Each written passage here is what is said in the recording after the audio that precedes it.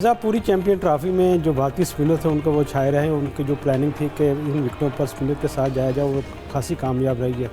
और तकरीबन तमाम टीमों के खिलाफ उन्होंने उसको नॉकआउट किया। इस तरह आज भी जो फाइनल में उम्मीद थी कि जो भारतीय स्पिनर अच्छी परफॉर्मेंस देंगे, उन्होंने तवक्कुआत के मुताबिक अच्छी तरह घेरे रखा पूरे जो कीवी बैटर थे उनको। और अब क्योंकि एक फासलाकुन मैच ये हो जा रहा है तो तवक्को थी कि कीवी जो अच्छी बॉलिंग करेंगे, लेकिन अच्छी बॉलिंग के साथ साथ अब जिस तरह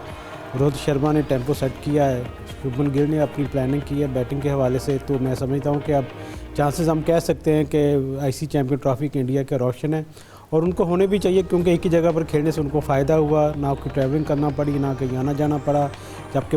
दूसरी टीमें थी उनको ज़्यादा सफ़र की थकान भी उसने लोगों ने शिकायत भी की हैं।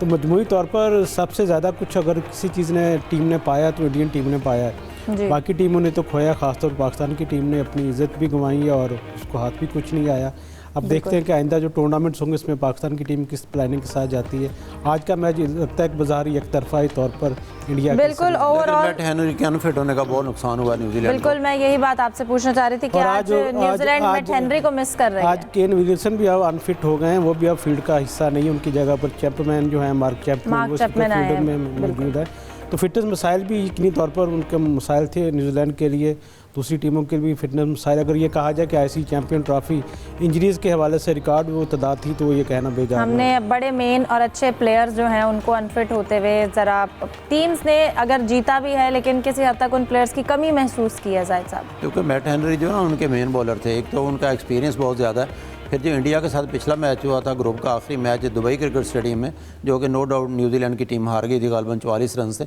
उसमें मैट हेनरी ने बहुत ही शानदार बॉलिंग की थी और 5 विकेटें ली थी। जब इतना बड़ा बॉलर अनफिट होगा तो कुदरती तौर पर जो है टीम पर प्रेशर पड़ेगा और उसकी जगह पे नथन को डाला गया, स्मिथ को डाला गया, लेकिन उस पाए के बॉलर नहीं है। तो लगता था कि आज न्यूजीलैंड की बॉलिंग जो है वो ज़्यादातर अभी तक तो उनको परेशान करने में नाकाम हो रही है।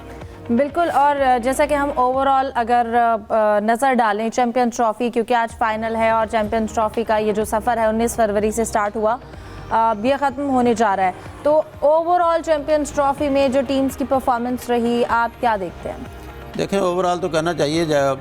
पाकिस्तान ने इस मामले में तो कामयाब रहा कि यहाँ पे 29 साल के बाद आईसीसी का इवेंट मिला पाकिस्तान को, और इस हल्ले में नो डाउट एक हल्के की तरफ से तनकीद भी हो रही है क्योंकि हम तो स्पोर्ट्स जर्नलिज्म से हमारा तल्लक है, हम कवर भी करते हैं कि बड़े ही अरसे के बाद हमारे स्टेडियम जो है इस मयार के कम अज़ कम बन गया। ख़ास तौर पर कज़ाफ़ी स्टेडियम, अभी कज़ाफ़ी में और नेशनल स्टेडियम कराची में तामीराती काम बाकी भी है, और रावलपिंडी स्टेडियम के बारे में भी उस वक्त जो है चेयरमैन पीसीबी का कहना था कि उसको गिरा कर ही बनाना पड़ेगा, और इस्लामाबाद में एक उनका आइडिया है कि स्टेडियम बनाया जाए, लेकिन ये बहुत ज़रूरत थी, वक्त थी, क्योंकि इंटरनेशनल स्टेडियम जब दुनिया के देखते हैं बाकी मुल्कों के तो बहुत ही शानदार हैं, खूबसूरत हैं, फैसिलिटीज़ बहुत ज़्यादा हैं। हमारे पुराने कज़ाफ़ी स्टेडियम में वो सहूलतें नहीं थी। ये अलग बात है कि इक्का दुक्का वाक़या रावलपिंडी में एक तमाशाई घुसने में कामयाब हो गया और यहाँ खंदक खोदने के बावजूद एक तमाशाई चला गया, उसके साथ फिर अच्छा सलूक भी किया हमारी पुलिस ने या वहाँ पे जो सिक्योरिटी पर मामूर लोग थे। लेकिन ओवरऑल देखा जाए कि पाकिस्तान का अगर पॉजिटिव पहलू है तो यही है कि उसको मेज़बानी मिली और फिर पाकिस्तान में स्टेडियम बन गए। लेकिन कम अज़ कम एक दुनिया में सिक्योरिटी के हवाले से मैं समझता हूँ कि जितने भी मैचेस पाकिस्तान में हुए, कराची में, लाहौर में, रावलपिंडी में, उस पर हमें भी अल्लाह का शुक्र अदा करना चाहिए कि उसमें कोई भी नाखुशगवार वाक़या पेश नहीं आया। छोटे मोटे वाक़यात पेश है जो स्पोर्ट्स के सिक्योरिटी के हवाले से कोई हमें नाखुशगवार वाक़या पैगाम गया कि ये पुरअमन मुल्क है और यहाँ पे गेम्स हो सकती हैं। बिल्कुल। अब यूसुफ आप कहिएगा, हाइब्रिड मॉडल पे जो चैंपियंस ट्रॉफ़ी के लिए सिलेक्ट किया गया न्यूट्रल वेन्यू, इसने चैंपियंस ट्रॉफ़ी को किस हद तक मुतासिर किया? मतलब वो एक बदमज़गी, टीम्स को थोड़ी मुश्किलात रही? देखिए ये चैंपियन ट्रॉफ़ी आईसीसी के लिए और पीसीबी के लिए एक इम्तिहान था, और आपको पता है कि डे वन से हम सब लोग कह रहे थे कि इंडियन टीम यहाँ पर नहीं आएगी, और उनकी इनकार की वजह से यकीनी तौर पर मसाइल पैदा हुए। पहले कुछ ये भी इतला थी कि शायद चैंपियन ट्रॉफ़ी पाकिस्तान से शिफ्ट हो जाए, पूरी की पूरी दुबई में करवानी पड़े, लेकिन फिर पीसीबी की थोड़ी सी मेहनत की वजह से ये चीज़ें नहीं हो सकी। और मजमूई तौर पर मैं समझता हूँ कि चैंपियन ट्रॉफ़ी की वजह से अगर ये पूरी पाकिस्तान में होती तो ज़्यादा इसका टेम्पो बनना था और इसका हक़ भी था पाकिस्तान को मेज़बानी दी जाए।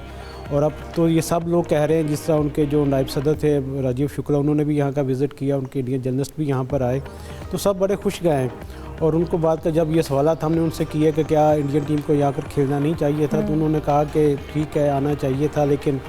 अब चूँकि ये सारा मामला जो गवर्नमेंट हुकूमतों के दरमियान है, तो जब तक हुकूमत की इजाज़त नहीं होगी तो आईसीसी चैम्पियन ट्रॉफी या किसी भी इवेंट्स के लिए इंडियन टीम पाकिस्तान का दौरा नहीं करेगी। ये वो सवाल था जो ये आईसीसी चैम्पियन ट्रॉफी छोड़ कर गई है। क्या इस सारी सूरत हाल के बावजूद, इतने अच्छे इंतजाम के बावजूद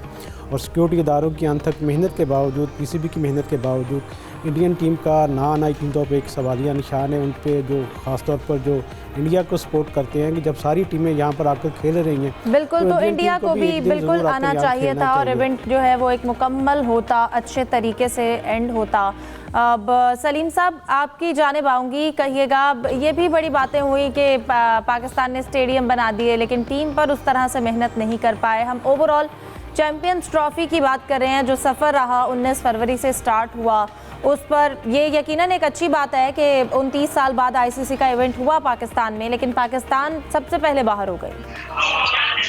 जी, बहुत ही बदतरीन हमारी टीम की और बड़ी तवक्को आती है हमारे होम ग्राउंड पर इतने अरसे बाद इवेंट हो रहा है तो टीम अच्छा परफॉर्म करती और अगर अच्छा परफॉर्म कर रही लाहौर में पाकिस्तान का मैच खेल रहा होता है तो अफसोस ही हो रहा है कि मौका नहीं मिला हमारी टीम को अच्छा परफॉर्म नहीं कर सके। टीम बनी अच्छी इंडिया ने वेरी फर्स्ट डे तो उन्होंने फाइनल तक की मतलब नहीं बनाई हुई थी कि भाई कैसी पिच होगी, 4 स्पिनर साथ लेकर आए, हम लोग एक स्पिनर के साथ आए, एक ओपनर के साथ आए, बाबर को हमने जबरदस्ती ओपनर बनाया। टॉप 5 में हमारे पास कोई ऐसा प्लेयर नहीं था जो तेज खेल सके, छक्के लगा सके, ऑलराउंडर हमने सिफारिशी लिए और इसके बाद हम लोग किस तरह जीतने का ख्वाब देख सकते हैं। तो ये तो होना ही था, तो बाद में ये देखने को मिला। लेकिन अफसोस इस बात का है कि गलतियों से सबक भी नहीं सीखा गया और उन्हीं तकरीबन खिलाड़ियों को दोबारा फिर हम न्यूजीलैंड भी भेज रहे हैं। वही कोच है, वही चीज सिलेक्शन कमेटी है जिसने गंदी टीम बनाई थी, उसने दोबारा उसको मौका दिया, उसने दोबारा टीम बनाई, वही कोच आकिब जावेद उनको दोबारा भेज दिया। पता नहीं कितने 10-15 साल तक अबूर ही ना रहे हैं। तो जिस तरह ये चल रहे हैं मामला तो उसमें तो फिर ऐसे ही कुछ होगा और लोगों को मायूसी सामने आएगी कि जब टीम परफॉर्म हमारी करेगी नहीं, जितने हम ग्राउंड बना लें, जितने कुछ कर लें, लेकिन परफॉर्मेंस होना जरूरी है। वरना और पूरी परफॉर्मेंस जांचने के लिए ग्राउंड नहीं, आप चांद पर भी जाके स्टेडियम बना देंगे, कोई इसको आपको अप्रिशिएट नहीं करेगा जब तक टीम की परफॉर्मेंस अच्छी नहीं होगी। और टीम की परफॉर्मेंस अच्छी है, जो ग्राउंड जैसे भी है चल जाता है। पुराने ग्राउंड होते लेकिन टीम जीत रही होती तो कोई भी लोग बुरा नहीं कहते, लोग खुश हो रहे होते, ग्राउंड भूल जाते। लेकिन अब ग्राउंड नया है, टीम हार रही है तो कोई इस पर बात ही नहीं करेगा। बिल्कुल, और जो हारी है वो भी वन साइडेड मैचेस रहे। हमने देखा कि बहुत अच्छा परफॉर्म नहीं किया जो मैचेस उन्होंने खेले। फिर उसके साथ साथ सलीम साहब हमने देखा कि अब टीम्स की जानिब से इस चीज़ पर एतराज़ात किए गए कि भारत को बड़ा एडवांटेज दिया गया है, उसको ट्रैवल नहीं करना पड़ा। लेकिन जब शेड्यूल सामने आया था उस वक्त तक भी किसी टीम ने कोई ऑब्जेक्शन नहीं किया कि इस तरह से टीम्स को ट्रैवल करना पड़ेगा। अब जाकर हमने देखा कि न्यूजीलैंड के कप्तान ने भी पिछले दिनों 1-2 दिन पहले जब उन्होंने गुफ्तगू की तो उन्होंने भी यही कहा कि हमें बड़ा ट्रैवल करना पड़ा, तो ये शेड्यूलिंग पे उन्होंने काफ़ी तनकीद